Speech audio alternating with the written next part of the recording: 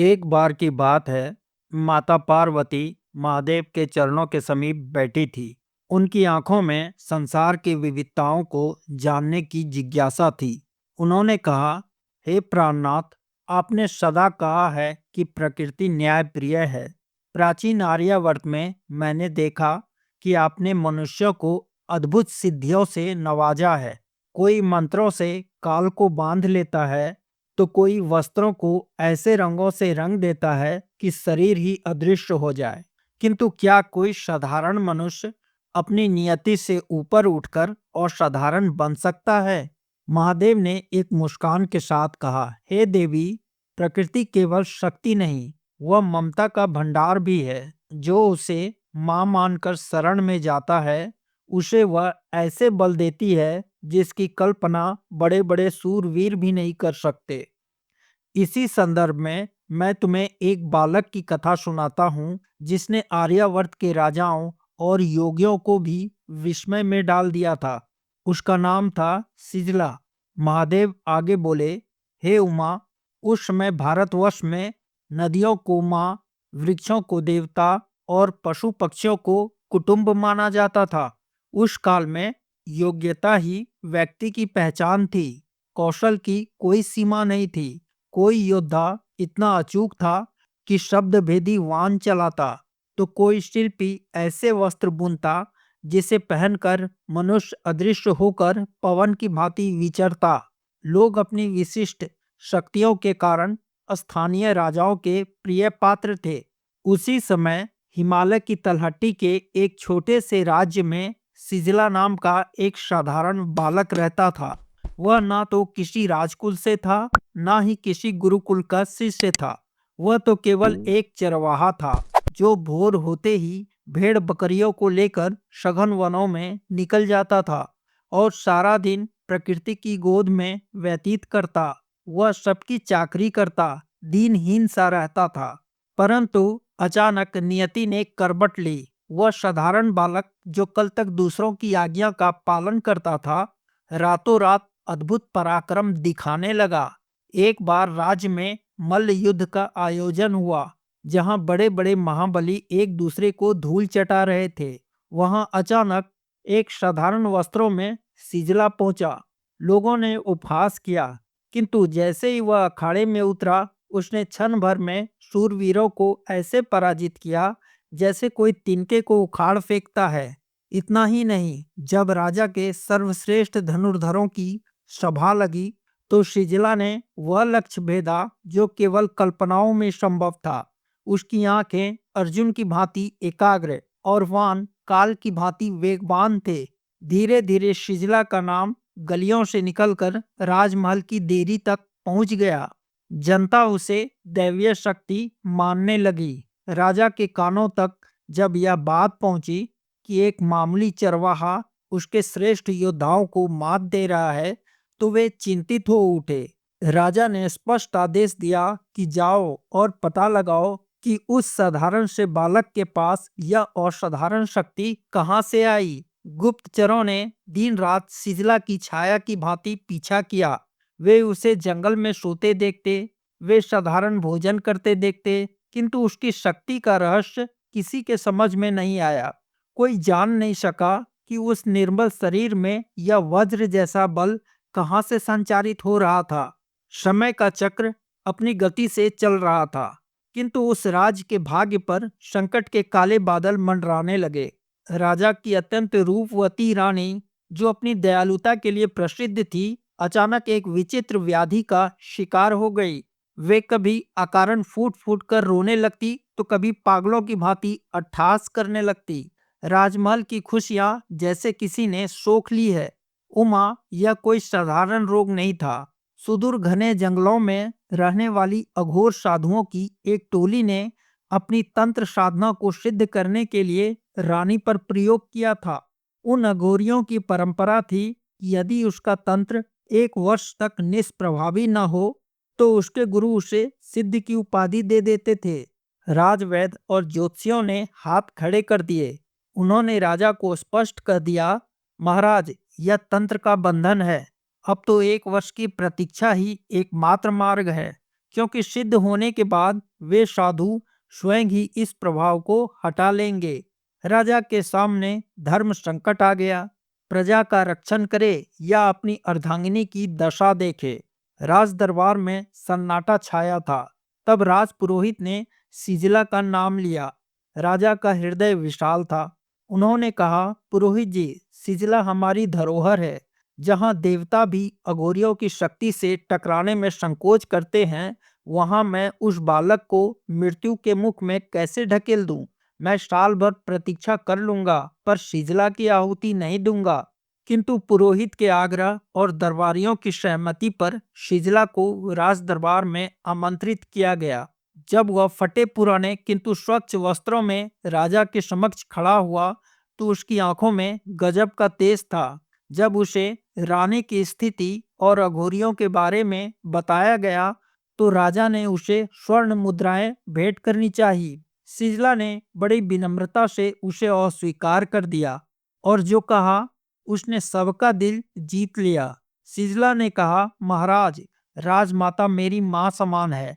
माँ की सेवा के बदले पुत्र धन नहीं लेता।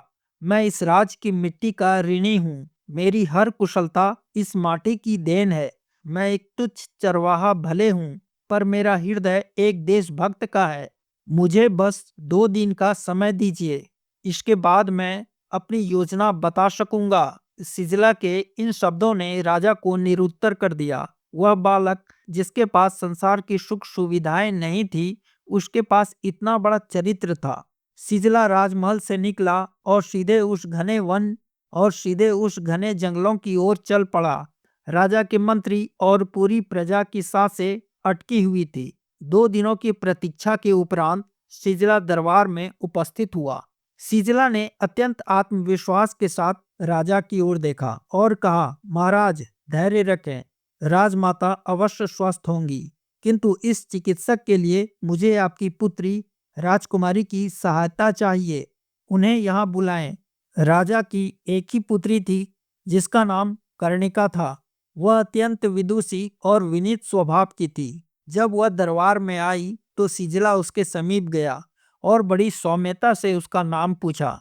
राजकुमारी ने उत्तर दिया, कर्णिका। तभी सिजला ने एक ऐसी बात कही जिसने सबको अचंभे में डाल दिया। उसने कहा, राजकुमारी, अगले 2 दिनों के लिए अपना नाम भूल जाइए। अब से आपका नाम मानसी होगा। सिजला ने राजा को संबोधित करते हुए गंभीर स्वर में चेतावनी दी, महाराज, इस बात का ध्यान रखें कि इन 2 दिनों तक कोई भी भूल से भी इन्हें पुराने नाम से ना पुकारे। यदि नाम का यह नियम टूटा, तो राजमाता के उपचार के दौरान राजकुमारी के प्राण संकट में पड़ सकते हैं। किंतु यदि केवल मानसी के नाम से उसे संबोधित किया गया, तो कोई भी अनिष्ट उसे छू नहीं पाएगा। राजा ने विस्मित होकर अपनी सहमति दे दी, क्योंकि वे सिजला की शक्ति पर अटूट विश्वास करने लगे थे। इसके पश्चात सिजला ने राजा और पुरोहित को एकांत में बुलाया। राजमहल के गुप्त कक्ष में उसने फुसफुसाते हुए वह विधि बताई, जिसने पुरोहित जैसे विद्वान को भी सोचने पर मजबूर कर दिया। सिजला ने कहा, महाराज, आज रात जब राजकुमारी निद्रा में होगी, तो वे कुछ शब्द बड़बड़ाएंगी। वे शब्द कोई साधारण स्वप्न के नहीं होंगे। आपको उन शब्दों को सावधानी से एक पत्र पर अंकित करना होगा। वही शब्द राजमाता के रोग की औषधि होगी और उस तंत्र को काटने की विधि होगी। आप तनिक भी चिंता ना करें। मेरी प्रार्थनाओं और प्रकृति के आशीर्वाद से माता और पुत्री दोनों पूर्णतः सुरक्षित और स्वस्थ रहेंगी। माता पार्वती ने कहा, हे नाथ, एक नाम बदलने से तंत्र का प्रभाव कैसे बदल सकता है? और निद्रा में बोले गए शब्द भला किसी महारानी का उपचार कैसे कर सकती है? सिजला किस रहस्यमयी शक्ति का प्रयोग कर रहा था? तब महादेव ने कहा, हे देवी, शब्दों में ही ब्रह्मांड की शक्ति निहित है। अब सारा दारोमदार उस रात की गहरी शांति और मानसी के मुंह से निकलने वाले उस रहस्यमयी शब्दों पर था। रात्रि के सन्नाटे में जो शब्द राजकुमारी मानसी के मुंह से निकले, उन्हें राजा और पुरोहित ने बड़े यत्न से लिख लिया। अगली सुबह उन शब्दों के विधान के अनुसार महारानी का उपचार आरंभ हुआ। पवित्र मंत्रों, औषधियों और उस गुप्त विधि का प्रभाव ऐसा हुआ जैसे कोई काला पर्दा आंखों से हट गया हो। स्नान के पश्चात जब महारानी को राजसी वेशभूषा में सजाया गया, तो उसकी आंखों में वही पुराना चमक था और उसकी ममता लौट आई थी। उसकी शुद्ध बुद्ध वापस आ गई थी। राजवैद्य, ज्योतिषी और पुरोहितों ने उनकी नाड़ी और नक्षत्रों की गणना करके हर्षित होकर घोषणा की कि महाराज, यह किसी चमत्कार से कम नहीं, महारानी अब पूर्ण स्वस्थ है। महारानी विस्मित थी। उन्होंने राजा की ओर देखा और पूछा, स्वामी, यह सब क्या हो रहा है? मुझे ऐसा प्रतीत हो रहा है जैसे मैं किसी बहुत गहरी और अशांत निद्रा से जागी हूँ। राजा ने सजल आंखों से उन्हें अघोरियों के तंत्र और सिजला के निस्वार्थ प्रयास की पूरी गाथा सुना दी।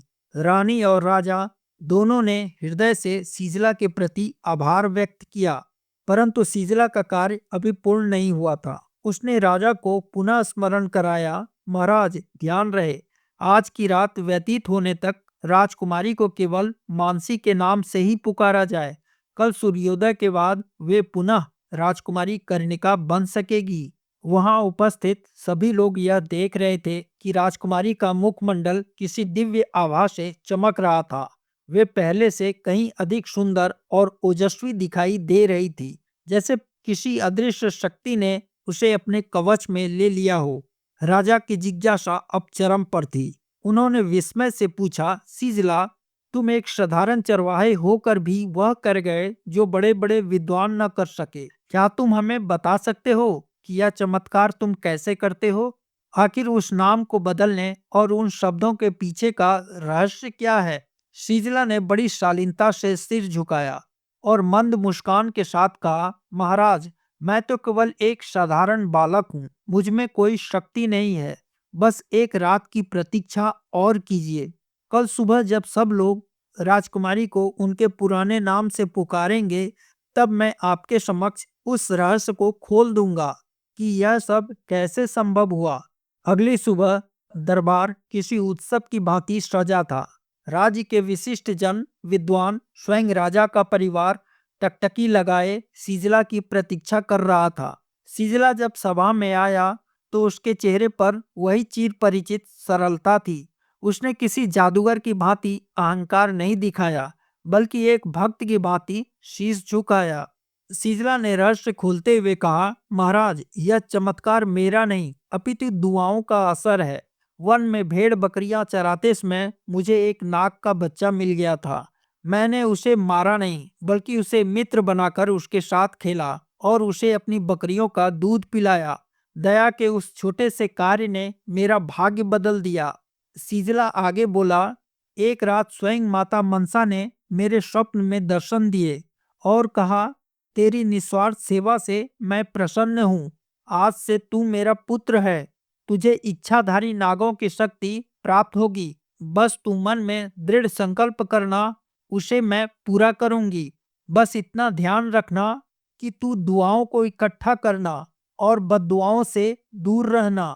मैंने अपनी ताकत किसी कमजोर पर कभी नहीं आजमाया। महाराज, मैं जो भी करता हूँ वह मेरी माँ की शक्ति है। मेरा तो बस नाम होता है। राजा ने चकित होकर कहा, किंतु सीजला, वह राजकुमारी का नाम बदलने का रहस्य क्या था? सीजला ने मंद मुस्कान के साथ उत्तर दिया, महाराज, अघोरी माता मनसा के ही अनन्य भक्त होते हैं। जब मैंने माँ से प्रार्थना की तो उन्होंने कहा, यदि राजकुमारी का नाम मानसी यानी मेरे नाम पर रख दिया जाए तो अघोरियों को अपनी दृष्टि में राजकुमारी नहीं, बल्कि स्वयं उनकी आराध्य देवी के रूप में मैं ही दिखाई दूंगी। वे समझेंगे यह माता का कोई संकेत है और वे अपना तंत्र पीछे खींच लेंगे। इस प्रकार ना तो अघोरियों का अहित हुआ, ना ही राजमाता का। यह सुनते ही पूरा दरबार माता मनसा और सीजला के जयकारों से गूंज उठा। राजा सीजला की इस सत्यनिष्ठा और दयालुता के साथ देशभक्ति से इतने अभिभूत हुए कि उन्होंने अपनी प्रिय पुत्री राजकुमारी कर्णिका का विवाह सीजला के साथ करने का निर्णय लिया। इस तरह उमा, वह साधारण चरवाहा, अब उस राज्य का दामाद और भविष्य का रक्षक बन गया। यह प्रमाणित हो गया कि जो प्रकृति से प्रेम करता है और जिसके मन में दया होती है, स्वयं ईश्वर उसके सहायक बन जाते हैं। माता पार्वती मुस्कुराई। इस प्रकार दुआओं का असर और माता मनसा की कृपा से एक साधारण बालक इतिहास का नायक बन गया। तो बस आज के लिए इतना ही। अगर आपको ये कहानी पसंद आई हो तो कमेंट करें, वीडियो पर लाइक करें और चैनल को सब्सक्राइब करें। मिलते हैं फिर से एक नई कहानी के साथ। तब तक के लिए जय हिंद, जय भारत।